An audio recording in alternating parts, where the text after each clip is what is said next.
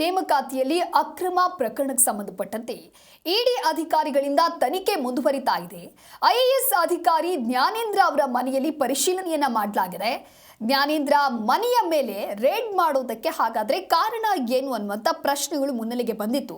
ಪಶು ವೈದ್ಯಾಧಿಕಾರಿಗಳ ನೇಮಕಾತಿ ಇನ್ಚಾರ್ಜ್ ಆಗಿದ್ದ, ಪರೀಕ್ಷೆಯ ಉಸ್ತುವಾರಿಯಾಗಿದ್ರು ಐಎಎಸ್ ಜ್ಞಾನೇಂದ್ರ. ಇಡೀ ನೇಮಕಾತಿ ಪ್ರಕ್ರಿಯೆಗೆ ಈತನೇ ಮುಖ್ಯಸ್ಥನಾಗಿದ್ರು. ಪ್ರಶ್ನೆ ಪತ್ರಿಕೆಯ ತಯಾರಿಯಿಂದ ಹಿಡಿದು ಅದರ ಪ್ರಿಂಟಿಂಗ್ ಮಾಡುವಂಥದ್ದು ಅಥವಾ ಪರೀಕ್ಷಾ ಭದ್ರತೆ ಎಲ್ಲವೂ ಕೂಡ ಈತನ ಅಂಡರ್ನಲ್ಲೇ ಇರುತ್ತೆ. ಅಕ್ರಮವಾಗಿ ಪರೀಕ್ಷೆ ಪತ್ರಿಕೆಯ ಲೀಕ್ ಆಗಿರುವಂತಹ ಹಿನ್ನೆಲೆಯಲ್ಲಿ ಅಕ್ರಮ ಹಣದ ವ್ಯವಹಾರದಲ್ಲಿ ಜ್ಞಾನೇಂದ್ರ ಭಾಗಿಯಾಗಿರುವಂತಹ ಶಂಕೆ ಕೂಡ ವ್ಯಕ್ತವಾಗಿದೆ. ಈಗಾಗಲೇ ಮಾಜಿ ಅಧ್ಯಕ್ಷ ಶಿವಶಂಕರಪ್ಪ ಆಗಿರ್ಬೋದು, ಸದಸ್ಯೆ ಶಾಂತಾ ಹೊಸಮನಿ, ಹಾಗೆ ಕಚೇರಿಯ ಅಧಿಕಾರಿಗಳು, ದಳ್ಳಾಳಿಗಳು ಅಭ್ಯರ್ಥಿಗಳ ಮನೆ ಮೇಲೆ ಇಡಿ ದಾಳಿ ನಡೆಸಿ ಪರಿಶೀಲನೆಯನ್ನ ಮಾಡುವಂತ ಕೆಲಸ ಆಗಿದೆ. ದಾಳಿ ಮಾಡಿದಂತ ವೇಳೆ ಕೆಲವೊಂದಿಷ್ಟು ಡಾಕ್ಯುಮೆಂಟ್ಸ್ ಹಾಗೆ ಸಾಕ್ಷ್ಯಗಳು ಕೂಡ ಪತ್ತೆ ಆಗಿದೆ.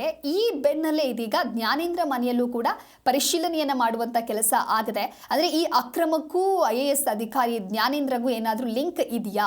ಒಂದು ವೇಳೆ ಲಿಂಕ್ ಇದೆ ಅಂತ ಹೇಳಿದ್ರೆ ಇವರು ಯಾವ ರೀತಿಯಾಗಿ ಭಾಗಿಯಾಗಿದ್ರು, ಇವರ ಹಿಂದೆ ಯಾರೆಲ್ಲ ಇದ್ದಾರೆ ಅನ್ನುವಂಥ ವಿಚಾರವನ್ನ ಕೂಡ ಕಲೆ ಹಾಕಲಾಗುತ್ತೆ, ತನಿಖೆ ಮಾಡಲಾಗುತ್ತೆ. ಪ್ರಾಥಮಿಕ ಸಾಕ್ಷ್ಯಗಳ ಮೇಲೆ ಅನುಮಾನ ಇರುವಂತಹ ಹಿನ್ನೆಲೆಯಲ್ಲಿ ವಾರೆಂಟ್ ಸಮೇತ ಇಡಿ ಟೀಮ್ ದಾಳಿ ನಡೆಸಿದೆ.